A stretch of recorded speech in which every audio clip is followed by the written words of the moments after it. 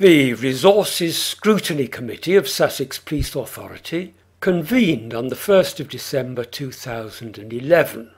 Having little interest in this committee, I have not hitherto viewed its meetings, and only did so on this occasion because I had read 2 stories on a local newspaper's website about the authority and Sussex Police. On the 21st of October 2011, the Argus Co-UK announced, "Council leader bids for Sussex Police job." The story starts, "A councillor has declared he intends to stand for election as Police and Crime Commissioner for Sussex. Peter Jones, leader of East Sussex County Council and a former chairman of Sussex Police Authority, said he will throw his hat into the ring for the poll on November the 15th next year. Councillor Jones became the first candidate to put himself forward for the job created by the Police Reform and Social Responsibility Act. He intends to stand as a Conservative candidate. He said yesterday, 'As Police Commissioner, my most important job will be to listen to all the people of Sussex. Then I will translate those concerns into action by the police to make their communities even safer.' If you are a Sussex voter, you can decide for yourself whether listening to the people of Sussex is the most important job for their Police and Crime Commissioner to do." Invited by the Argus to comment on the story, I wrote, "The replacement of police authorities by elected commissioners is meant to be an improvement. So the Sussex electorate ought to be very careful before voting for any of the motley collection of police bootlickers who are currently members of Sussex Police Authority.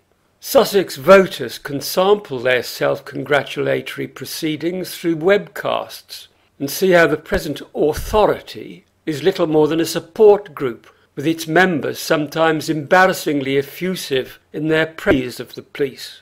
For instance, I noted on a web page what Chairman Jones said when he announced the departure of the Chief Constable in 2007, though Edwards had only taken up the post in 2006.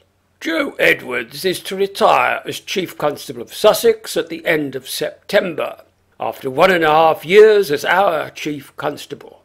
He's been an outstanding chief for us, an absolutely consummate professional. He's made a tremendous contribution nationally. He truly will be a very hard act to follow. He leaves Sussex Police in great shape at a time when performances are reaching record levels. You really have done an outstanding job for us. Truly outstanding job you have done for us." My comments on Edwards appear in a YouTube video called Sussex Police Hall of Shame. Role: responsible for Sussex Police from February 2006 to September 2007. Chief Constable Edwards was responsible for the deplorable state of the complaint system during his term of office, and for the continuation of the culture of cover-up which he inherited from his predecessor. Malpractice and dishonesty in the force have presumably continued unchecked as a consequence. Edwards also has a couple of verses in another of my videos, The Laughing Policeman, though I'll spare you the singing. "I am the great Chief Constable, Joe Edwards is my name, in Sussex and in England I'm not unknown to fame. At every council meeting I puff and puff and puff, and boast about my police force, they never have enough." The second story in the Argus concerned PCSOs. I'll quote the newspaper's online account in its entirety. Fitness test for Sussex PCSOs.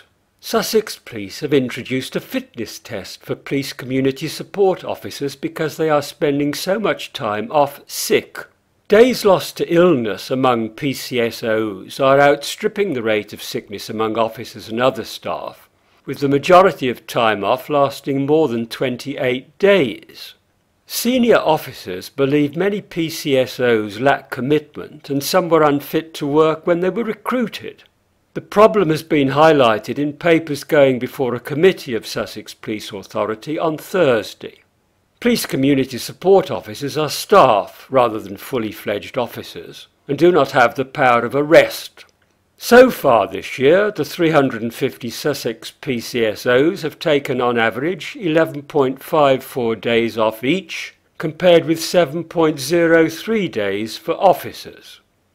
So I watched the authority meeting, but found the 3.5-page report by the Chief Constable for Agenda Item 8 more enlightening than the meeting itself. The meeting was chaired by Jones. The Argus had said a councillor has declared he intends to stand for election as Police and Crime Commissioner for Sussex. The councillor himself evidently puts the matter more accurately when introducing Agenda Item 3. Personal interests, can I ask members to disclose any personal interests they have in matters on the agenda? And I should start myself by saying that, having taken advice, I'm advised that I have a personal interest in items 6 and 7 on the agenda, in that I have declared that I shall be seeking my party's nomination for the office of Police and Crime Commissioner in the election that is due to take place next year. Jones, as chair, generally managed the meeting in a business-like way, but when it came to Agenda Item 8, managing attendance, PCSO sickness project, he sought to give a lead on the subject of PCSOs. I think the first message really that we want to be sure to get across is how much we all value the PCSOs in Sussex Police. And I think what the concern of members of this committee and of the police authority was that we were making sure that everything was being done that helps to facilitate their effective working. I think all of the communities we represent have great warmth for the PCSOs who do great work in those communities.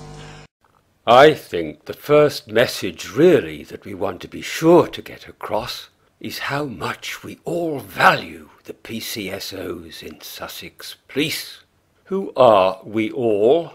Is the arrogant Jones taking it upon himself to speak for the whole committee, all present in the room, or the whole authority? As none of the possible alternatives is likely to be true, one probably ought to dismiss this as mere political wind. I think all of the communities we represent have great warmth for the PCSOs, who do great work in these communities. Many listeners would assume the last clause to be a descriptive rather than a defining clause. A slight pause in the delivery here justifies my use of a comma, meaning that all PCSOs do great work, rather than that the communities have great warmth for just those PCSOs, if any, that do great work. Whichever Jones had in mind, if Jones was actually thinking about what he was saying, this short comment alone does much to endorse my characterisation of members of the authority as police bootlickers.